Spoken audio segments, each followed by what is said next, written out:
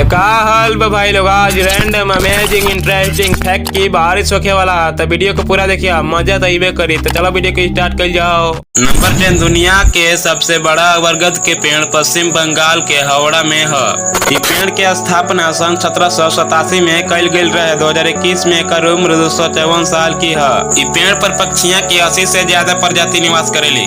Number 9, falcon नाम के एक पक्षी है जवन की 320 के mh के स्पीड में उड़ेला, जवन की सच में चौंका दे वाली बात है। नंबर 8, चीन में स्थित थ्री गोर्गेस नामक बांध इतना अधिक विशाल है कि पृथ्वी के घूमे के गति के ही धीमा कर देवेला। नंबर 7, जापान में एक मानव निर्माण इंडोर समुद्र तट के निर्माण कल गई है, जहाँ पर आप लोगन के असली समुद्र तट के अनुभव है। नंबर 6 का आप लोग जाना तरह के खाए वाला मशरूम केवल 7 दिन में ही पूरी तरह से विकसित हो जाला।